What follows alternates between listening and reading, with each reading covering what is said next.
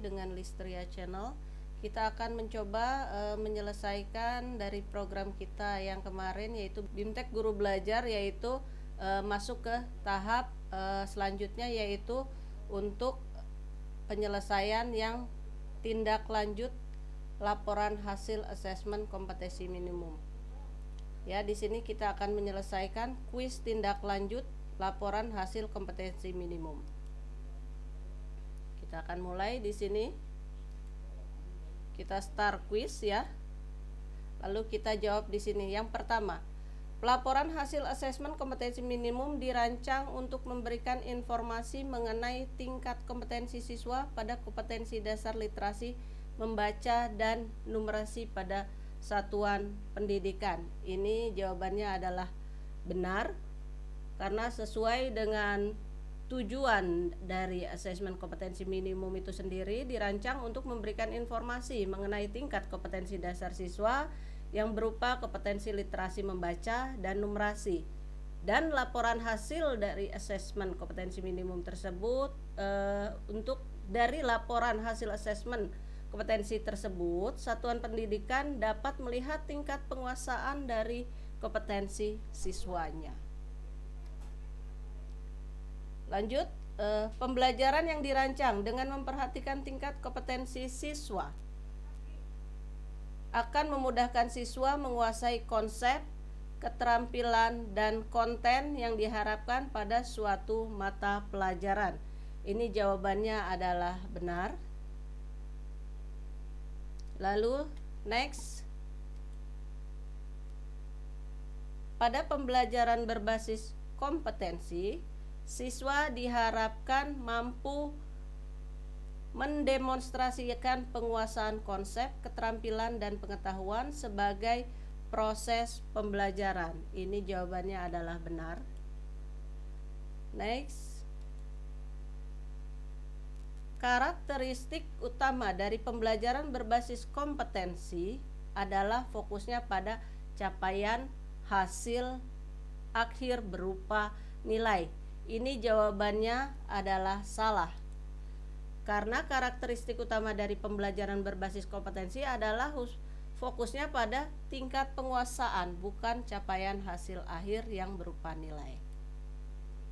Lanjutnya, tantangan pembelajaran berbasis kompetensi bagi guru semua mata pelajaran antara lain adalah kemampuan untuk mengidentifikasi tahapan kompetensi dasar siswanya, termasuk literasi dan numerasi.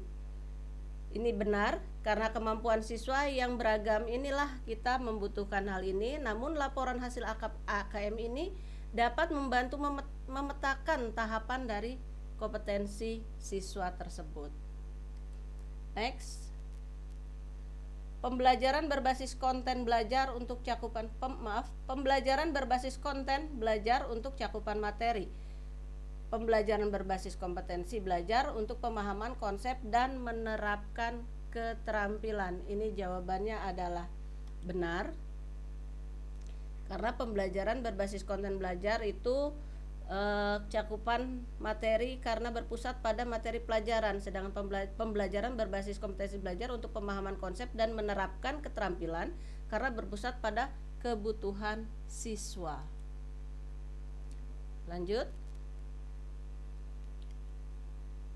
Laporan hasil asesmen kompetensi minimum dapat menjadi rekomendasi bagi guru-guru dari setiap mata pelajaran untuk memperbaiki atau menyesuaikan strategi pembelajaran yang lebih sesuai dengan tingkat kompetensi yang aktual. Ini jawabannya adalah benar. Lanjutnya, kompetensi diartikan sebagai kemampuan untuk melakukan suatu kinerja dengan baik. Misalnya, mampu melakukan tugas atau pekerjaan secara efektif. Ini jawaban benar.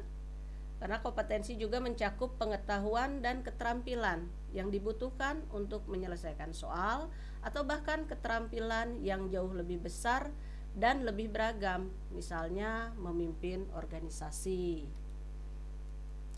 Selanjutnya, kekuatan pembelajaran berbasis kompetensi terletak pada materi yang telah disediakan.